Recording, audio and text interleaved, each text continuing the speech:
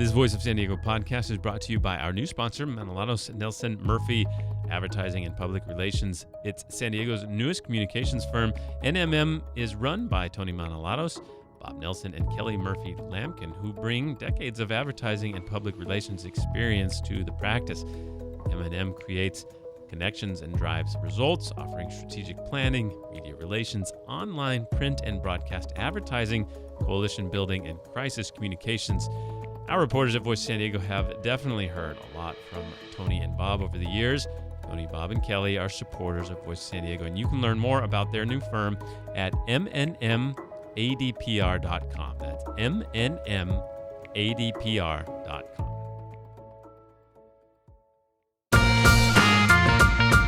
Welcome to the Voice of San Diego podcast, where we make sense of local politics, schools, housing, public safety, the civic issues that impact the life of a San Diego resident. We break it down so you can understand it and make educated decisions. Everything that goes into our investigative reporting, the journalists, public records requests, the data crunching, and this very show depends on the support of people like you because we're a nonprofit news organization.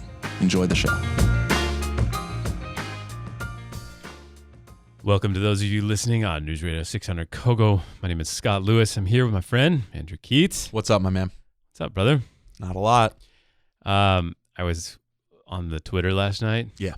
And I saw a tweet describing Kamala Harris's, she was at CodeCon, the conference in the Bay Area, and she was talking about drugs and marijuana, and she made a point like, Attorney General Jeff Sessions should, she said, quote, is trying to resuscitate the war on drugs. Leave grandma's medical marijuana alone. Yeah. And it finally crossed the line for me, Andy. Yeah, I noticed it did. It's like everybody who, like, for years, it's always been like the most possibly sympathetic case that you can use to support decriminalization or legalization of marijuana. That is remarkably unusual in politics. Yeah, no. It's hard for me to believe that anybody would try to isolate their talking point into the most sympathetic case possible. Well, but come on, it's like it's just funny to me that we have gotten to a point where people still are so uncomfortable with the marijuana discussion that they have to go to that. Yeah. I mean, there's been a vote. It's supposedly legal. Like, why not just go all out to who cares if someone smokes pot? Yeah. Which is what voters decided, basically. So then in this state, at least. Somebody came back and said, from SACB, Christopher Catalago, he came back, he said, well, she's been on the record a few times supporting legalization of marijuana, adult use. Mm-hmm. And I said, really? And I didn't know what she'd said. And her spokesperson came back and sent the policy paper they have on it. Yeah. And in that, it even says, like, keep your hands off grandma's medicinal marijuana. It's like, and she specifically, that's been poll tested. It's like grandma, like, I do not doubt that there are people who get tremendous medical relief from it and value. Sure. But let's also acknowledge and stop dancing around the huge demand for its other benefits. Well, I also think that there's a little bit of dishonesty in the way she framed it is like Jeff Sessions is resuscitating the war on drugs, leave grandma's medical marijuana alone. Because I don't know how much you know about the war on drugs, but the primary victim has not been grandmothers who use marijuana for medicinal purposes. No. I'm not saying that no grandmother who uses marijuana for medicinal purposes has ever been been victimized by the war on drugs, or severely inconvenienced. But like, that's not what is filling up our prison populations and decimating certain demographics and youth.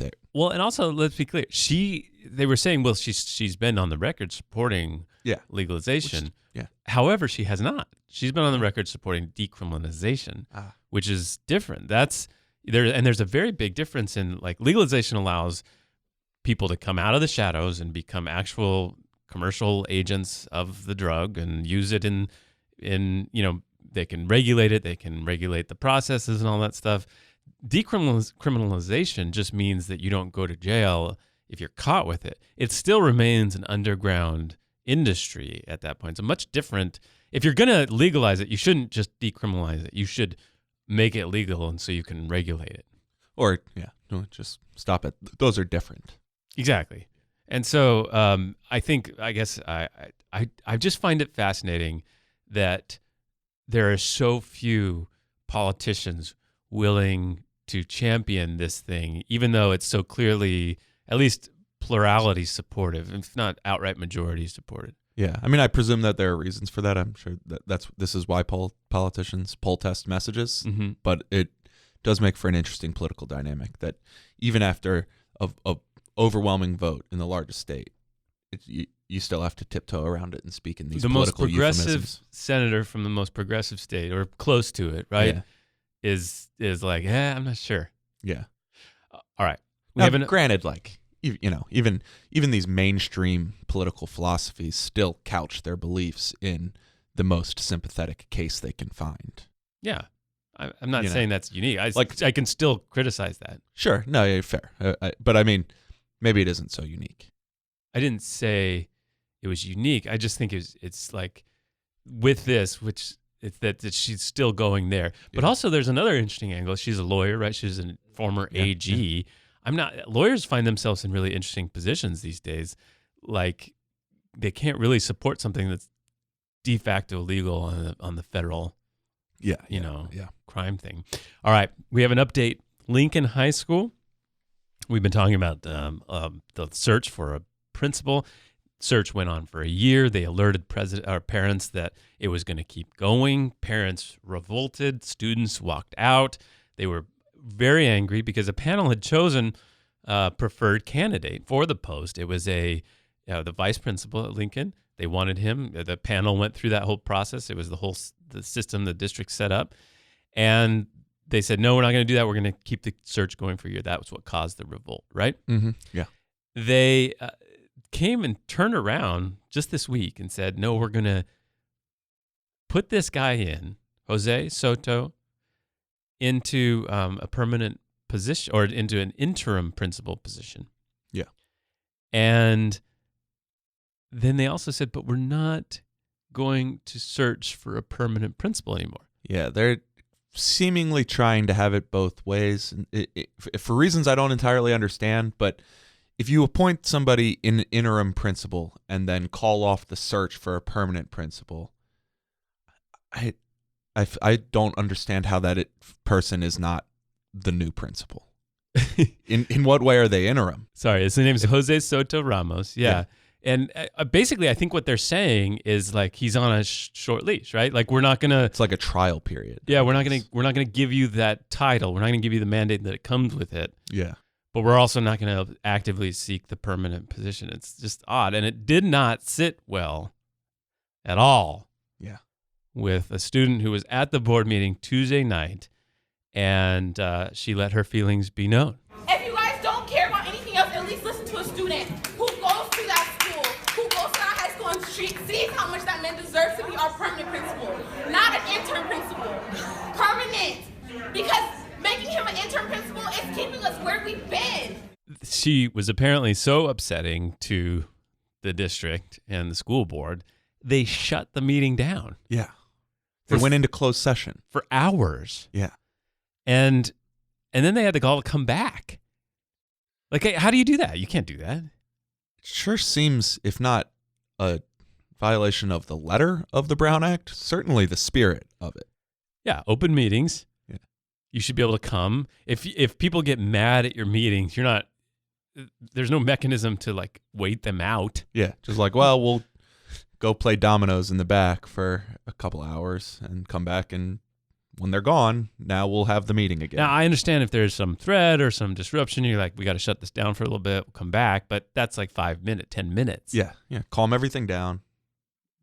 Make things clear about how you can behave and how you can't.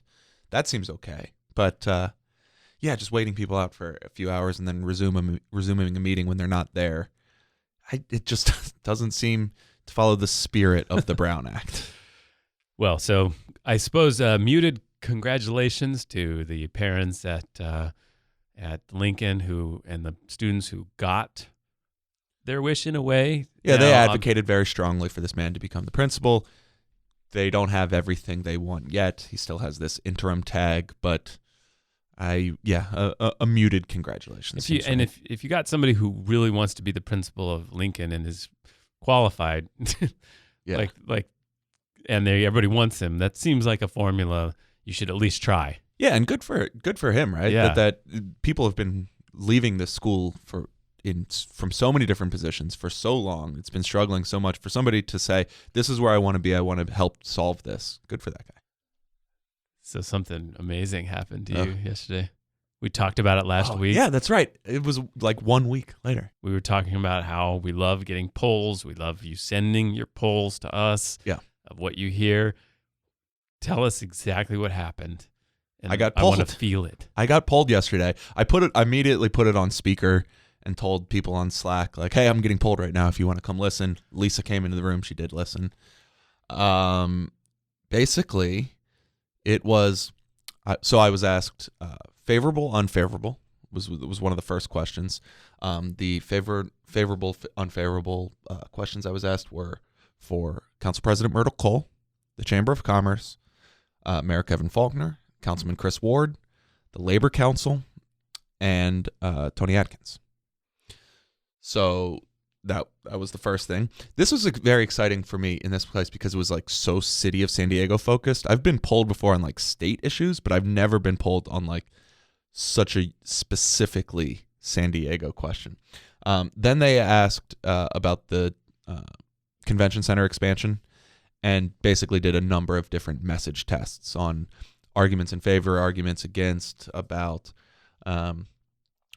they were basically arguing, asking, are you most moved by what this will do for the tourism industry? Or are you most moved for what this will do for infrastructure? Are you most moved what this will do for homelessness funding? And then the inverse of all of those things. There was like some of the negative messages were like process based and kind of had some like big bad hotel owners will reap the profits and we will get nothing. Yeah. There was one message test that was, this is not necessary because the gas tax was passed and therefore San Diego has all the money it needs for infrastructure at this point, was one of the negative messages that I was asked about. But then, also they kept saying, they kept referring to it as Proposition A, which will appear on an upcoming ballot. I wanted to correct them and say that local measures are now measures. Only the state level are they propositions. You dork.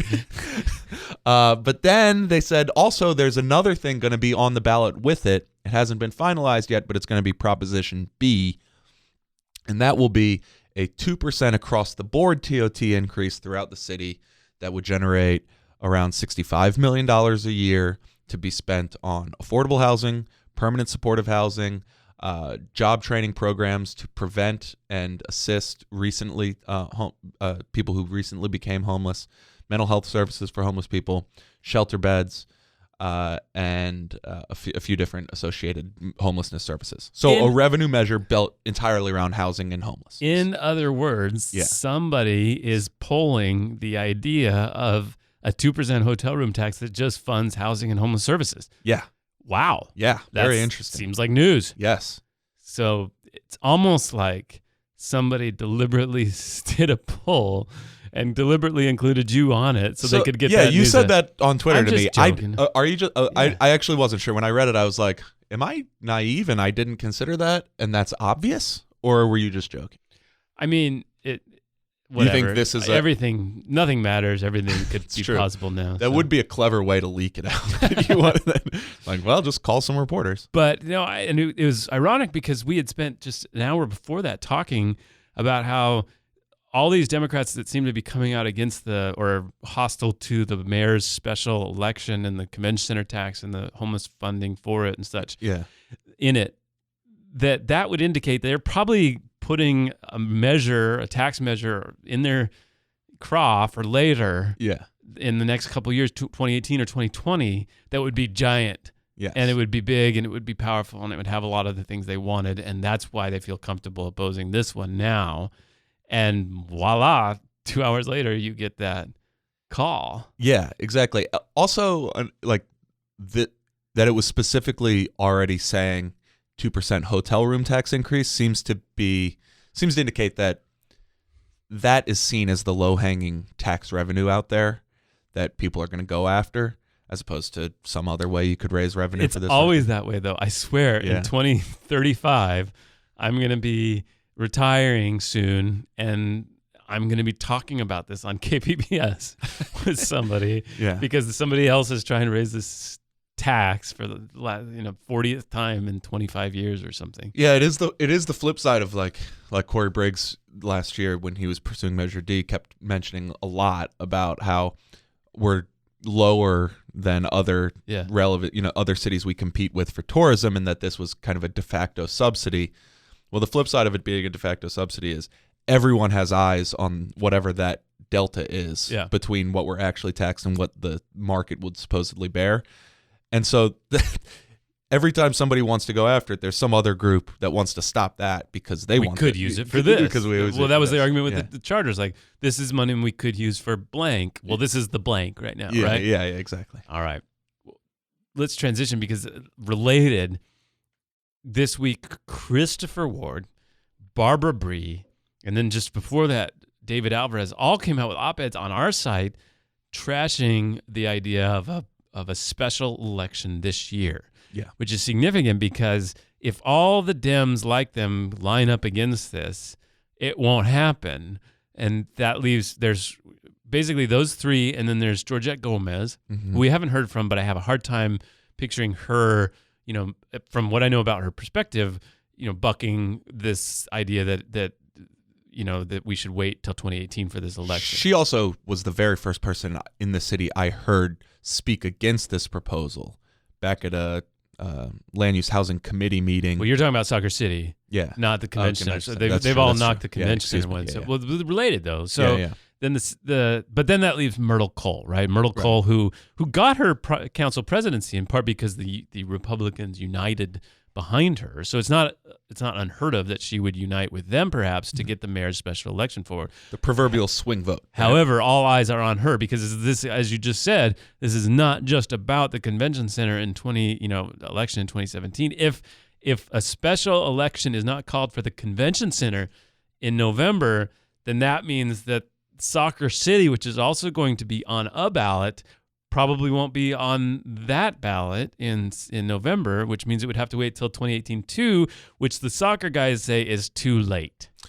Yeah. Well, at least for now, they're saying like that's not the timeline that MLS has laid out. And that actually is public. Like the MLS has said that I think that they're going to try to make their decision in like December. Yeah. Now, maybe they can wait. The big argument. It's kind of like it's kind of calling their bluff and saying like, well, we'll see. You're really going to make your decision? So there are other cities competing. Their argument is there's other cities competing for these two spots, right? Yeah. And then the other argument is that in 2022 or something, they have a big TV deal that MLS wants to do, and they want all their new teams to be in place, all set up. And so that they can say, like, here's all our markets, here's everybody set up, give us the best TV deal possible. And so that's apparently the pressure. Now, like you said, if they're as interested as everybody says in the San Diego market, maybe they can wait a year. Yeah. I mean, it's another one of these things. Like, I'm sorry, listeners. I am not sourced up within MLS. I do not know what their real timeline is. Right. I don't know.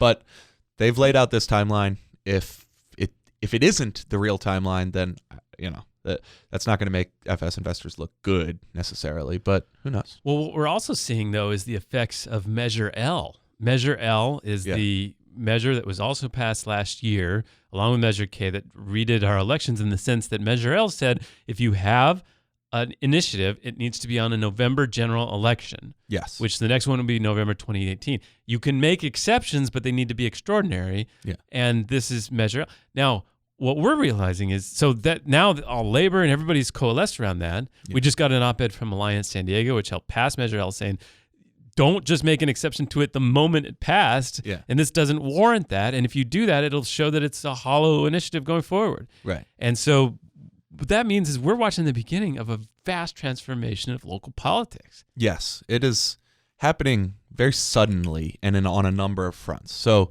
K and L, we talked a lot about K. L was a little bit overshadowed, and honestly, I when we first started talking about the special election business, it didn't even immediately leap to my mind, though it should have, that this was going to be an issue with Measure L. Apologies for that. We probably should have been more aware. There was a ton of measures on the ballot. Chill out, dude. Yeah. But between Measure K and L, like, that really changes the ability of Democratic city council members to potentially become elected in districts that are not strongly Democrat. So the D7, D2, both of those now become much more viable pickup opportunities for the Democrats on the city council. The Measure L obviously makes it much more viable for Democrats to kind of extract what they want or to put their foot down around measures like this that they don't necessarily support. And then at the same time, Assemblyman Todd Gloria is pursuing essentially the same reform at the county level, which could have major implications on that body. Basically, county supervisors could not win outright in the June primary elections, or that would also indicate sheriffs and the district attorney would have to go to November. Major changes. And then, additionally, you've got Assemblywoman Lorena Gonzalez's measure AB 805, which is systematic changes to Sandag that would, in effect, shift the balance of power on that body towards the more populous and therefore more liberal cities like San Diego and Chula Vista. And if you combine all of those things, you would have, like, in a 1-year period, in a 12-month period, just a dramatic transformation of the establishment in San Diego, moving it from the right to the left. Yeah, the structures, like the physics of politics. Right? Yeah, will now be aligned in a much more favorable way to the most progressive of the politicians, and it doesn't guarantee anything. No, right? Absolutely not. It's just some of these things still might not happen even. But the rules of the game are shifting. Yeah, and it's fascinating watching this happening right in front of our eyes. This is literally the tip of the spear right now of those changes as we're watching the effects of Measure L take place, Measure K next year, those sorts of things. It's going to be fascinating to watch. Right. All right, so stay tuned to the second part of the show. We have Omar Passance, who wants to be county supervisor, and we'll also do our hero and goat of the week. Thank you to all of those who donated, all those of you who donated during our May pledge campaign and fundraising. We still need your money, though. If you didn't do it, we'll still take it. Go to voiceofsandiego.org/donate. And congrats to you on your reward last week. Thank you. It's been the Voice of San Diego in partnership with News Radio 600 Kogo. This is Erin. I'm the Director of Development for Voice of San Diego. I'm here today with one of our sponsors, Tony Manilatis from Manilatis Nelson Murphy Advertising and Public Relations. Why do people hire your firm? Why do businesses and government agencies and nonprofits come to you guys specifically? Our experience and our relationships are what we're known for. We like to say we create connections and drive results. Well, in order to do those things, we need to be very experienced, and we need to be well connected. And we bring decades of experience to the job, and we have strong relationships with government officials, elected leaders, nonprofits, business leaders, you name it. If you'd like to learn more about the services Tony and his partners offer, please visit their website, www.mnmadpr.com. We are back. Now let's do our hero of the week.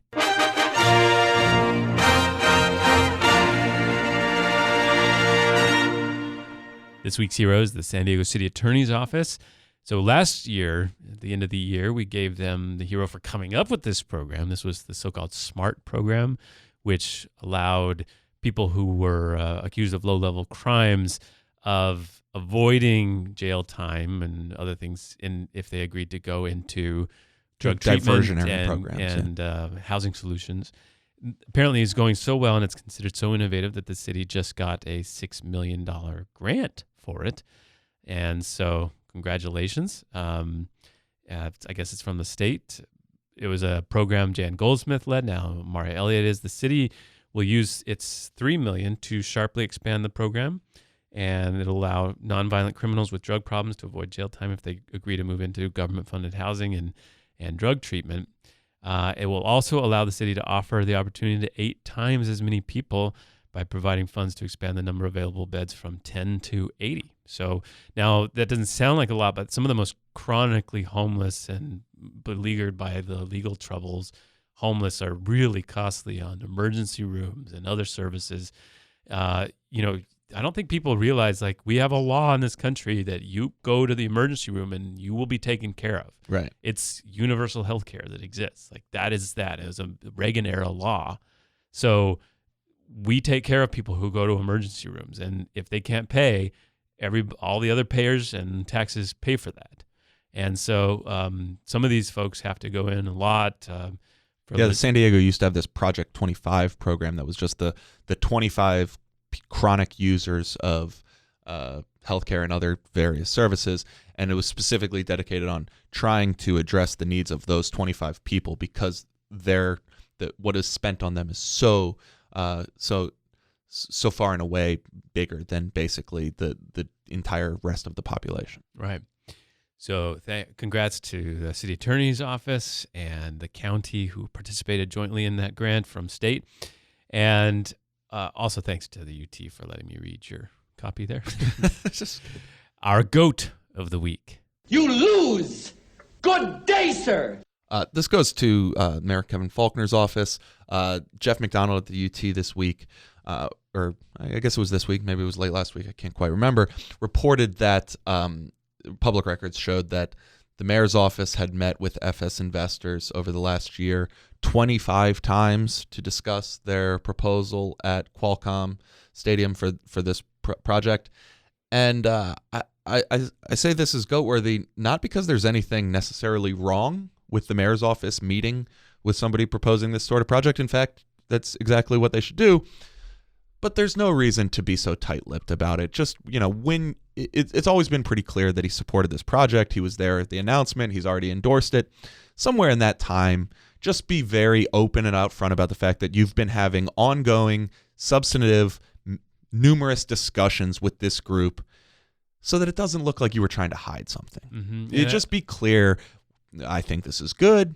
We've worked out a lot of details. I've talked to him about this a lot. It would help the project that you supposedly support if you're more clear about where you stand on it from the very beginning. This is at the root, though. The root of this is in the Chargers and the whole insecure way that the mayor dealt with the Chargers. Yeah. He clearly didn't like the way things were going with the Chargers, but he chose to play the game with them, at least in his outward appearance, right? Mm-hmm. And so obviously he's embarrassed or wanted to hide how much he was coordinating with the Soccer City guys because of the implication that maybe he wasn't serious about getting the Chargers to stay, and this would belie his efforts to keep them, right? Which is silly because, just level with people. Exactly. I'm allowed. Yeah, we needed a backup plan. It's a very serious deal. There was no assurance that the Chargers were going to leave. This is a giant piece of property that needs to turn tax revenue. We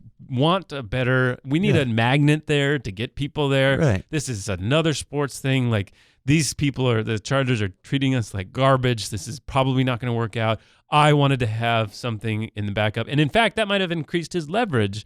I mean, what is the benefit of playing coy about this? Know. But it constantly with him, it's like, he's just afraid of letting any kind of vulnerability come out or whatever. It's just like, just indulge. Just level with people. This didn't need to be a political liability, but it's turned into one. Exactly. And it's now, crippling this project you like. Yeah, exactly. Or at least dogging it. It's a weight on it. All right, so now we have Omar Passons. Let's see why he wants to be county soup.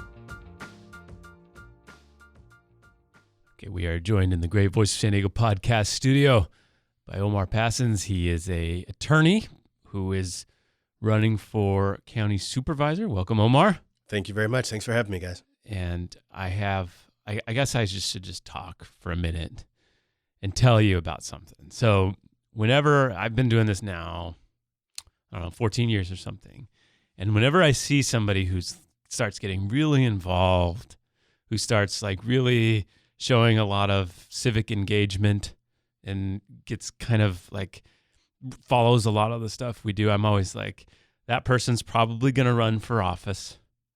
And that's just the way it runs. That's how it works. But with you, I was like, oh my gosh, this is the unicorn who's so civically involved, so civically engaged. And I don't think he's ever going to run for office. Probably not going to run for office. And now you're running for office. Indeed. It's cool. It's fine. Yeah. But it just proves that nobody's actually civically involved. Just the people running for office. No, welcome. So you're running for county supervisor. I am. Yeah. And it's, I think Trump probably pushed my wife over the edge. Yeah. But for me, it's, the county does the things, this specific county does the things that I care most about, sort of personally, that affected my life. And so this is an opportunity to help make sure for other people. Let me just say a couple of things. So to get some things out on the table here about Omar. Omar has been a supporter and friend of Voice of San Diego for a long time, and I have a lot of affection for him. I'm just going to fully disclose that. I know it's coming. And secondly, you've been around now as a sort of thought leader, activist type person, somebody who just connects dots, just is a good reader. I mean, you write columns. And so you've been in our orbit for a decade now. I don't know, 8 or 9 years. Something like that. And so that's our relationship. And then I also have to disclose that probably from that world, Omar and I actually are now what I would say friends, not friendly people who are united by this world, but actually friends. So that all on the table. We're gonna deal with this professionally, but I want to be clear that it is the case that Omar and I are personal friends. Yeah, and it doesn't mean that we'll endorse him at all. I don't know. Let's see how good you are. Sure. All right. Fair enough. All right, let's get on the table. You're also you're a lawyer by trade. You went to the University of Arizona, correct? That's right. I started at Morehouse College and then got my undergraduate degree and my graduate degree in public health at the University of Arizona in Tucson. And where'd you go to law school? Bear down. Bear down. George Mason University in D.C. area. It's in Arlington. Yes. Okay. And how long have you been in San Diego? You grew up here. I did. I grew up here. I was born at Bay General, which is now Sharp, I think. I grew up in Claremont and Lemon Grove. Went to elementary school and junior high school in southeastern San Diego, and have lived in North Park since Erin and I, my wife and I, moved back. Mm-hmm.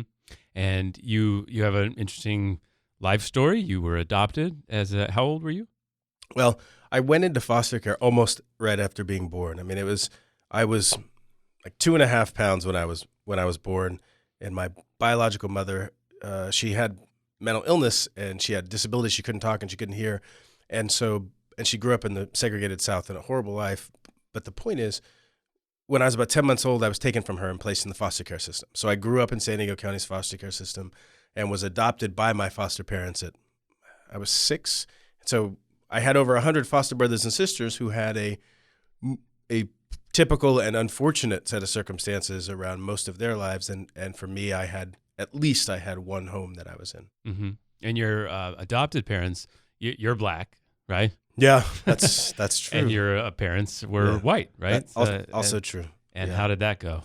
Well, there are all sorts of little funny stories to tell that my mom loves to tell. She was just in town last weekend, which is great. I don't get to see her that much because she couldn't afford to be here. Despite raising 100 foster kids in San Diego County, she couldn't afford a place that would pencil out to be built. Wow. And we don't have the affordable housing necessary. It's another story. But she loves telling all these little stories about when I was a kid and that sort of thing. But I'd say the experience of having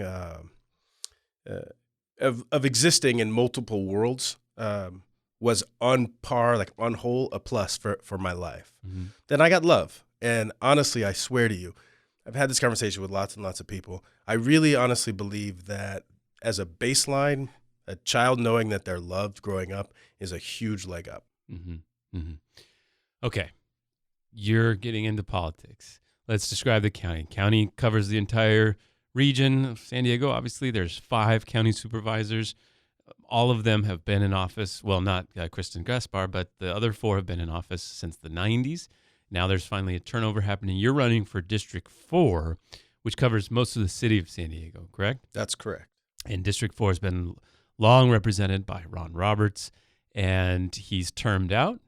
And so there's going to be, it's pretty much assumed that it's got a good shot that a Democrat can take that post, and you're running as a Democrat. That's correct. Were you always a Democrat? I was a declined estate for, I'd say, all but the last 5 or 6 years. I grew up in a house, so I was adopted by foster parents who also happened to be high school dropouts. And so my life is one of service as long as I can remember, but not affiliation with a political party. I think the reality becomes when you think about what's going on in our country. For me, the Democratic Party, just the values that Democrats espouse are closer to my own. Now, am I right that it was ambivalent for a while? Like I couldn't have told people maybe 3 years ago what you were as far as party affiliation. It's a good question. Sometimes I get people say, "Wow, you're so progressive," and this is as long as I've been in San Diego. Some people say, "Oh man, some of the stuff you say, it's so moderate," or it's so, they say moderate with like a wrinkled face, or wow, that's actually even a little conservative. People say those things, but to take the core thing that causes me to run, which is universal access to high quality childcare and preschool for every child in San Diego County. Is that a progressive value because there's an 8-to-1 return on investment for early investment in children? Is it a moderate value because it's about creating opportunity for people to get as far as their interests and aptitudes will take them? I think the issue is really, what do we care about? What do we want to see? What do we want to change? And I think the government has a role in that. Not the only role, but it has a role in that. Mm-hmm. What was it, would you say, that led you, declined to state as an actual action that must be taken? What was it that made you register that way and, declining to choose a party previously? Probably, I'd say it's really a variant of what we were just talking about as far as growing up in a world for which I couldn't have told you what the core tenets of the various parties were growing up, or even as in high school or college. It wasn't on my radar. And coming back into San Diego and being involved, running the community association in my neighborhood in North Park, starting to get involved in regional issues over the last 6 or 7 years related to homelessness and helping children, it just became more clear to me where those issues sort of were housed in terms of which political party were more engaged. But I would say I just didn't. It just was a choice I made without knowing what the various parties were, or even what my own political ideology was at 17 or whenever I made that election. Yeah. And so, I think one thing that maybe people in media particularly underestimate is just how real the power of partisanship is in American politics. And so I wonder, after having chosen a party, 5-6 years ago, now running for office, how has that been received in the Democratic Party? Have they recognized where you came from? Do you have any sort of issues with that? Well, I'm a member of several of the Democratic clubs: MLK Democratic Club, Dems for Equality, Dems for Environmental Action, a sustaining member of that organization. And I don't get the sense that anybody is hung up on being on those issues. What matters is, what do I care about today? Did I care about those things 5 years ago? Did I care about those things 10 years ago? And the reality is that not only did I care about those things, but that's where I invested my time, my money, my voice. I came out on the same side of what you would call progressive values on a variety of issues over the course of the time that I've been here in San Diego. And so the fact that I wasn't aligned with a political party, if you're not running for office or not doing this, a few certain things where it matters, but you can be a decent human being and care about your community and be involved and help drive change, even if you're not affiliated with a party. Let's get a couple more bio facts out there. So you were a land use attorney. You dabbled in labor and employment law, but I think a bulk of your legal practice was in land use, right? Land use and construction. Okay. Yeah. So what kind of things would you work on?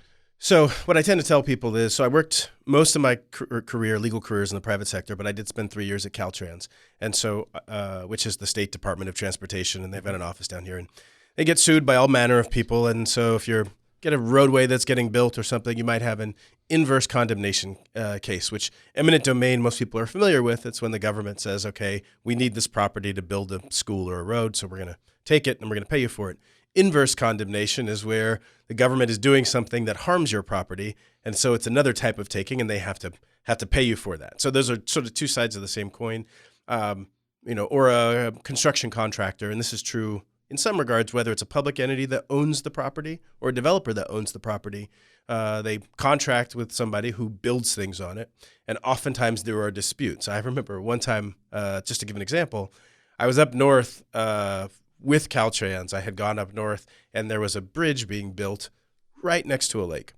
And the sort of delay claim that the construction company was making is that they didn't expect there to be water where they were drilling to put the piles for the bridge. So these are the types of delay claims, those types of things in the construction world. And then on the land use front, the easiest way to explain it is it's just about helping people, business owners, people know what they can do with their property and where they can do it. So knowing you've probably spent hours and countless hours studying the county and what it does. I've done that for a while. I'm not sure I'm probably where you are, but let's talk about it. So the county supervisors, I've often described it as this, that a bulk of what the county does is mandated by the state. It's delivering state services, whether it's health and human services or being the arm for delivering welfare and food benefits to the indigent, to health and hospital relationships, and contracting with hospitals to do the care of the county's poorest. And that on top of that then are about 20% of decisions where you can really make a decision, where you can make a difference, where you can decide on land use, on major projects that are going in unincorporated parts of the county, or otherwise decide how the county's structured so that it delivers those services differently. And then there's libraries and parks that the county itself actually manages. Is that a fair summary based on what you've learned about what the county does? So to level set, the county of San Diego has got a $5.6 billion budget and over 17,000 employees. So coming up with a synopsis with different percentages of pieces, I think is probably a little bit dicey to do. What I tend to tell people is that the county of San Diego has several things that it is responsible for: our environment, protecting our beaches and bays, our mountains, our air. It also sits, the board does, as the sort of air resources or air quality board.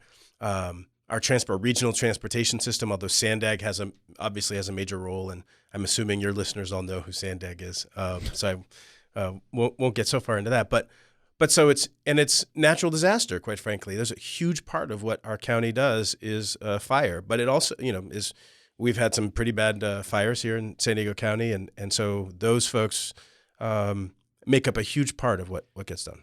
What about my point about your sort of independence as a board based on what your mandate is from the state to deliver certain services? And a lot of those things you describe are actually just representing the state locally. I mean, the county system was itself based on the idea that the state couldn't be here. It had to have an outlet here, right?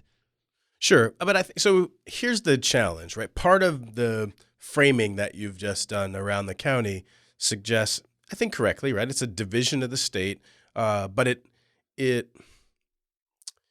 rejects the notion that the county has a role that is independent of the money that gets passed through.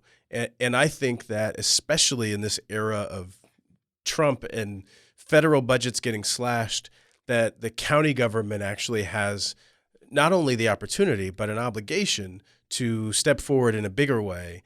And that means some very real conversations with each other, with the community as a whole. I mean, I just was talking to a bunch of people that represent firefighters about the role of the county and making sure that we have fire security. I think getting back to children, there's a huge opportunity from birth to adulthood. I'm going to try to be a little revolutionary here and potentially apply to do a job with long-term solutions, even though I only have a short-term window. Well, I did that on purpose because I knew kind of that might be where you're heading. And I want to understand how much actual independence and influence you can have to do these kinds of things versus the structure of the job as it's been done and as the law is, right? Yeah. So I think fundamentally, if you took a look, if we cracked open the charter, you'd see that the county has the authority to do more than it's doing, but it has certain boundaries based on finance, based on philosophy, based on sort of historical precedent, I don't think you can talk about where we are as a county without understanding at least a little bit about the sort of lean days, right? It's like a company almost experiences bankruptcy. It comes out the other side, and you can't tell those board of directors a thing about, okay, well, maybe we need to expand a little bit. No, they're not hearing it, right? So, and I think that sets the stage for where we are now. But the answer to the specific question is I actually do think that we can have the type of honest conversation with the voters that gets us to this county could be doing more in very strategic ways. And so a lot of that stuff is starting to bubble up right now. Those are conversations that are happening more loudly right now than I think any time since I've been in town about whether the county should be shouldering a greater burden on things like homelessness, for instance. So as those conversations pick up, where specifically could you lean people and say this is an area that the county could do more or can't do more, and it's inappropriate to suggest that it could? Sure. So keep it simple, Omar. Well, so just to take one step back and say, this portion of the political process is the campaign portion. And I was listening to Summer Stephan on here. She was, as I was riding my bike somewhere, and the sort of general conversations about values, right? Where are our priorities and our values? And we'll get to policy priorities, 9 months down the road or what have you. But sort of one I think pretty clear-cut example, and there are people in the county that I think are talking about this right now. I don't want to be one of those people that says the county never does anything right. I don't think that's true. But one clear-cut example is actually participating in the building of modest homes for people that are on fixed incomes. So it's affordable homes that are subsidized. The Housing and Community Development Department of the county was just moved into Health and Human Services. And I think that that's a recognition that having a clean, safe home and your health are inextricably linked. And so that's an example of something where if we were going to address homelessness in a meaningful way, part of what we need to do is to actually spend the money as an entity on building some of those modest homes. Well, the common narrative is, as you hinted at, is that there was a near bankruptcy in the 90s. They brought in managers and a new board that restructured, and that since then they've been extremely frugal or haven't spent on the benefits and the welfare and other things in the community that might be desired. They've stockpiled capital, and that they should unleash now, that they should spend money for more food benefits, that they should spend money on these sorts of things, that there's a whole bunch of money at the county that isn't being spent or is being held for capital projects that are great for ribbon cuttings, but not for actually serving the community. That's the narrative that's being told. And the promise is that somebody like you, or the progressive promise that somebody like you could get in there and like unleash it. What's wrong with that narrative? Couple things. Well, so as a matter of principle, right? Yes, absolutely. The way that I see going after this particular role as a supervisor is the opportunity to support every child in every community in San Diego County, full stop, which means early quality, high quality childcare and preschool and support after school. But the point that you're getting at, right, this notion that there's this sort of massive well of money is, I'll put it to you like this. It is true that the county has reserves, and it is true that some of those reserves and some of the fund balance is potentially available for an honest conversation about what we can do with our resources. But here's the point that I think we can't lose sight of.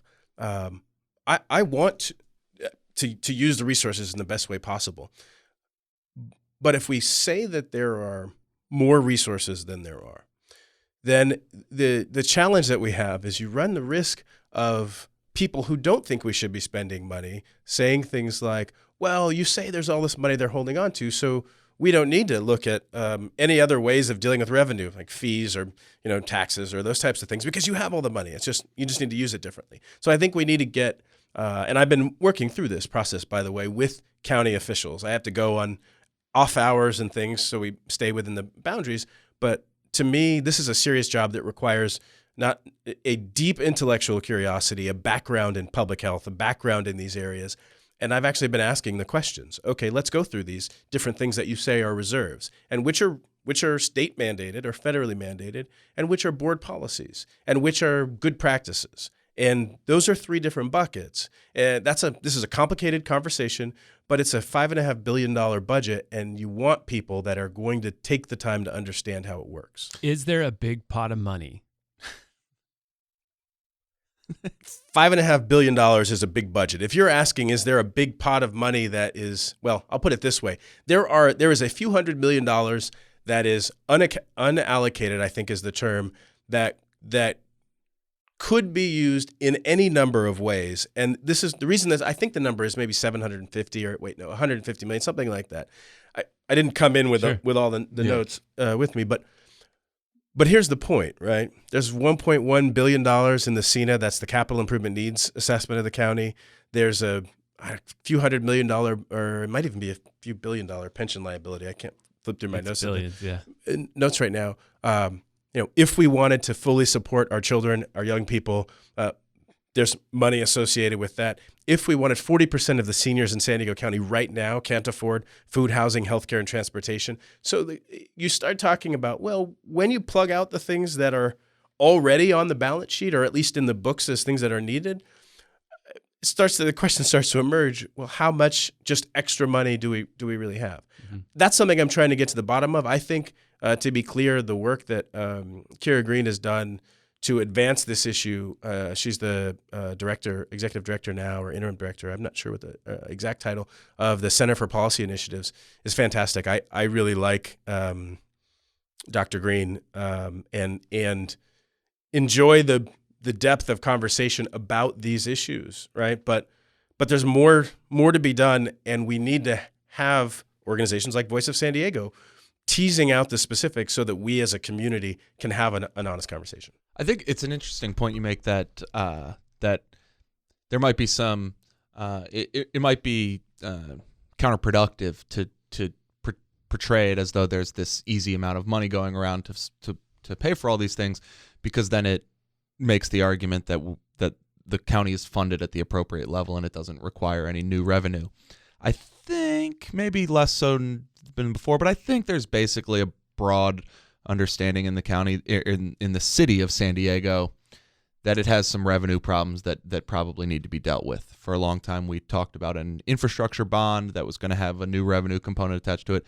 That seems to be less popular now, but the transient occupancy tax increase is potentially going to go to homelessness and infrastructure, The mayor which is literally pushing a tax increase. Yeah, an anti-tax mayor is pushing a tax increase. Right. Maybe I don't need to hedge so much. There seems to be a broad acceptance that the city of San Diego needs new revenue. Is that true at the county as well? I don't know yet. One of the things that, quite frankly, I refuse to do over the course of this campaign and in office is run out some number or say something that I can't back up with a source document. I mean, my values are what they are. I absolutely, front and center, am committed to being a champion for young people in San Diego County, to being a champion for our seniors that need it, to protecting our environment. But those are about values. From a fact standpoint, you ask me, do we need new revenue? Those are at some level fact-based questions. And once I get through this exploration, it'll take me a few more months because it's a 17,000 person entity. It takes a while to get meetings and to spend the time necessary actually reading the material and understanding it. Those things, that sort of sober attention to detail, are things that aren't sexy, but they're important. And so I can't say, and I'm not afraid to say, I don't know yet. So there you go. Mm-hmm. How about some other sort of specific things you might have to deal with? There's a big discussion about another development at what used to be called Miriam Mountains. This would be a rather large housing development outside of the general plan sort of zoning for the county. There was this Measure B last year that went forward and that failed at the ballot. That was Lilac Hills.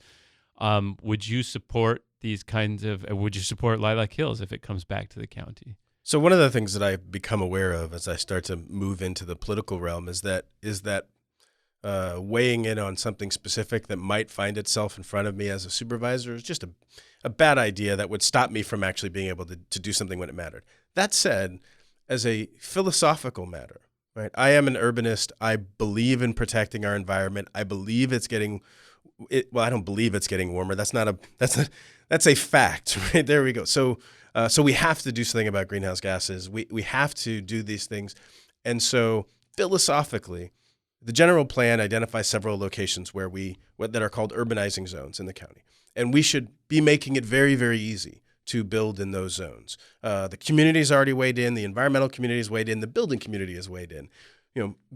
Incentivizing entry-level market homes in those areas is very, very important. Conversely, I think there is again, philosophically, the notion of putting more housing where you've got to put a pipe that runs miles and miles and is going to leach water into the ground because that's just what happens. Circulate released a report last year before on this. Philosophically, that puts a higher strain on our fire service. It puts a higher strain on our infrastructure, and it also compromises our environment. So you can read into that where you will, but that's the sort of orientation that I come with. What about the county has been working slowly on a climate action plan, and the question has been whether it would be legally binding and whether it would include a commitment or at least a discussion of community choice aggregation. I believe you have supported those things at the city level. How do you feel about it at the county level? So there will be a legally enforceable climate action plan at the county. I do support it. That's not a question. That's no great shakes. Yeah, that's coming. It's the question really. And by the way, I do support it. So it's but it's just that's no great shakes. But there's sort of this is really devil in the details type stuff, right? And I won't chase down a rabbit hole here, but I will say when the county, not if, but when the county puts forward a legally enforceable climate action plan, we as a community, all of the candidates who seek this seat and everybody paying attention really needs to evaluate, well, what does it really say, right? What role can the county really have, and what should we be pushing for in terms of greenhouse gas reductions and 100% clean energy, getting to those places. So yes, I do support a legally enforceable climate action plan. I'd like to see one. I'd like to see what they come up with so we can determine whether it needs more. Because this is the thing about that, and I'll stop talking on this point, is you can say, well, it is about greenhouse gas and greenhouse gas reduction in the first instance. But one of the big issues that exists is how do you approve large developments without some sort of climate action plan tie-in, so that a developer has responsible, clear rules where it can comply with keeping with our greenhouse gas reduction limits, right? That's not good for the building community. It's not good for our environment and our environmental friends. It's not good for humans. I mean, it's not good for us as San Diegans to have to deal with all the sort of problems that come up from not being that thoughtful. So that's an example of something that I'll want to see when that plan is adopted. We did a story a couple weeks ago about negotiations between the largest union at the county workers, SEIU, and the county representatives and the management representatives. And the county workers wanted to bring outside interest groups into the negotiations and basically want to turn the negotiations into policy discussions, kind of like maybe like a teachers union would do with class sizes. They wanted to bring that sort of formula to the county, saying like, these things matter not only for our job compensation and benefits, but also for the broader community, so they should all be together. They want to do things like sanctuary city policies. They want to do criminal justice reform, a few other different things within the social progressive movement. And what do you think about that negotiating style? Would that be something you would embrace? Well, I think as a first matter, I say good for them. And I mean good for them. Like it is,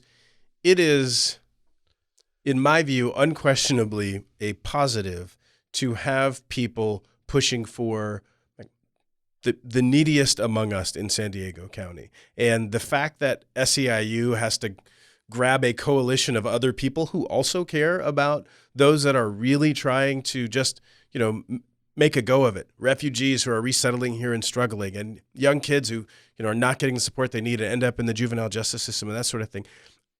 I think it's good and healthy to be having a more public, a more forceful conversation about what our county's, role is in our community. And so I can't quibble with the ask. I think the way these negotiations work, I think it's actually really up to the members of SEIU specifically about do the members want other groups participating in their negotiation, and so that's a question for the county employees. But I think you didn't mention this, but one of the other very big unions that works for the county, the United Domestic Workers. When I was in college, I was a nurse's aide at a Veterans Administration hospital, and I know what it's like to have to try to catch a patient who's falling off the side of the bed, and you sort of wrench your back. There's a situation where people are caring for the sickest and neediest among us.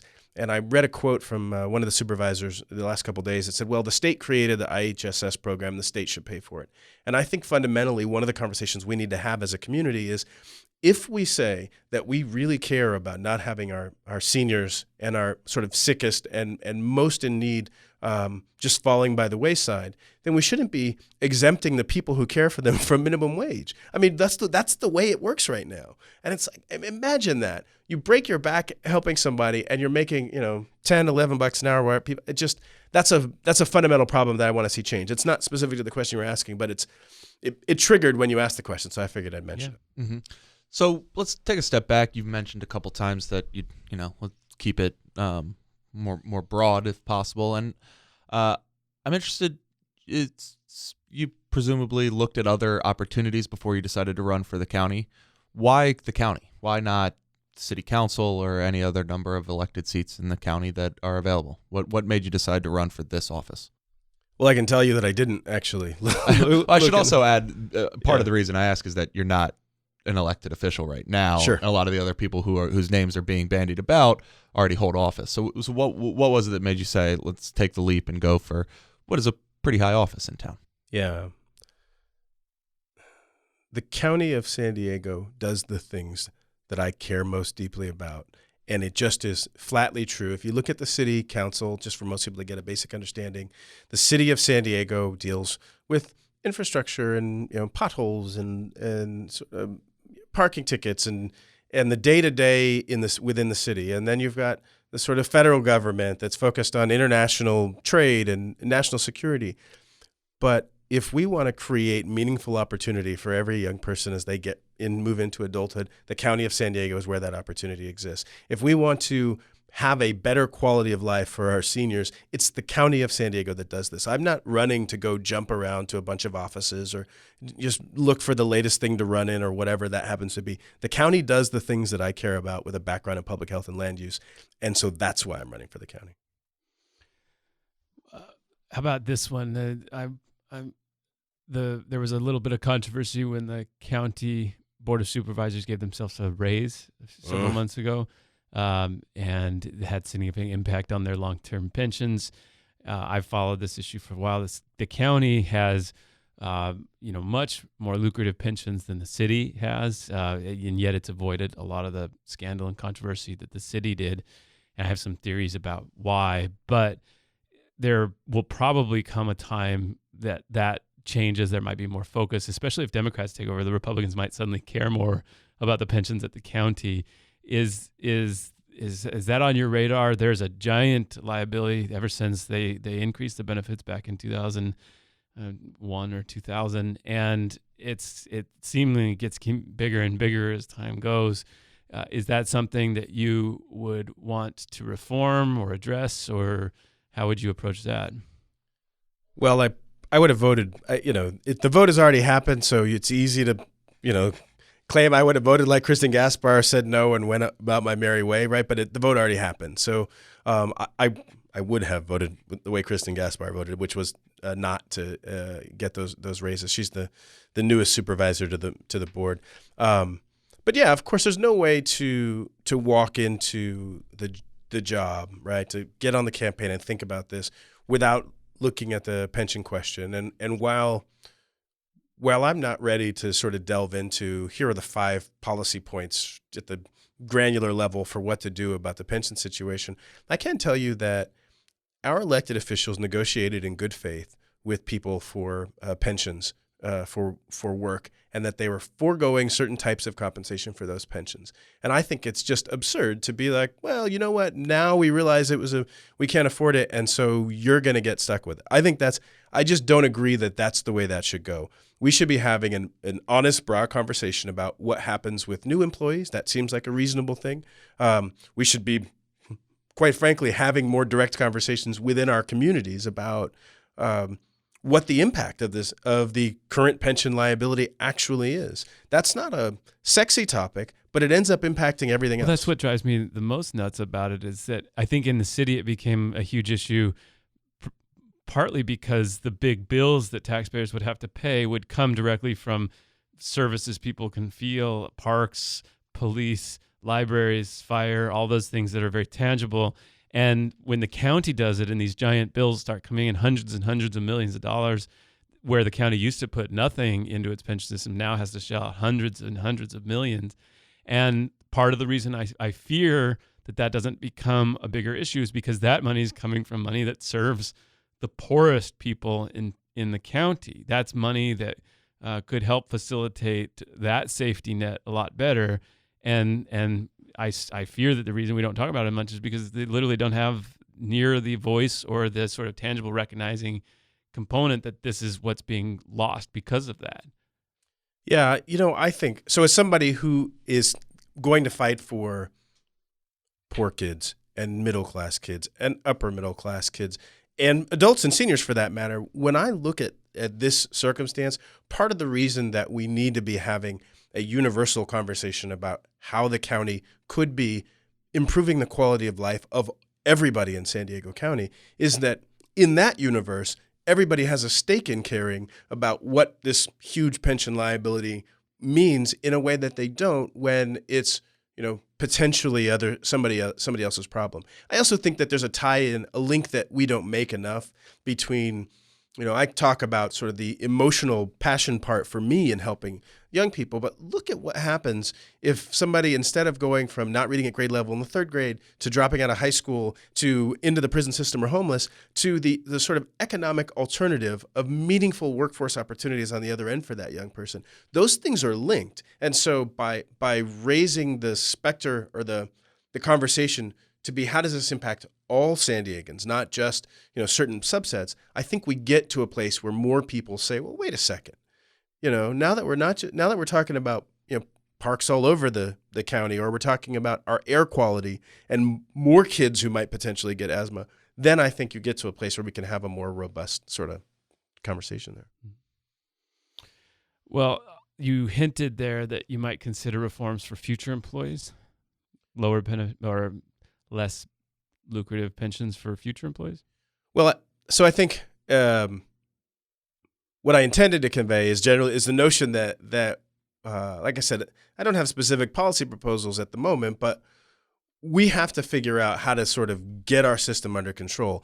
I think one of the challenges, so whether that's reforming future employee pensions or not, or saying, look, having a stable retirement is the way that we attract employees and keep them here, that's a reasonable policy perspective to take. I mean, and in fact, it's more than reasonable if you look at what happened in San Jose when they gutted their pension and everybody just was like, oh, well, I'm leaving, right? You can't keep people. I want social workers who are passionate, want to do that job and feel the security of knowing that they have retirement. I want, firefighters who know that their family can be taken care of. Like, nobody in this room is running towards the bullets. I mean, let's be clear about what our law enforcement, our firefighters, what these jobs actually are. So from my perspective, is there a whole suite of policy options that we should be looking at? Sure. Do I know what those specific ones are, though? I really don't.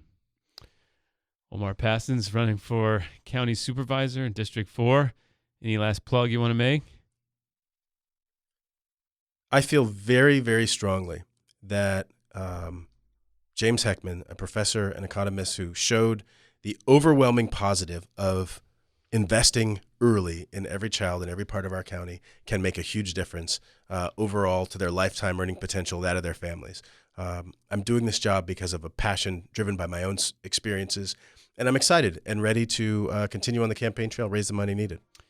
He faces no opposition yet. There is Yeah, we can just leave it there. we have some rumors that county district attorney Bonnie Dumanis. That's not may even run. rumors. She announced that she's exploring a That's run. right. And then we've also heard Nathan Fletcher might, but he hasn't thrown his hat officially in the ring. So we'll see what happens. Thanks for coming in. Thanks for having me.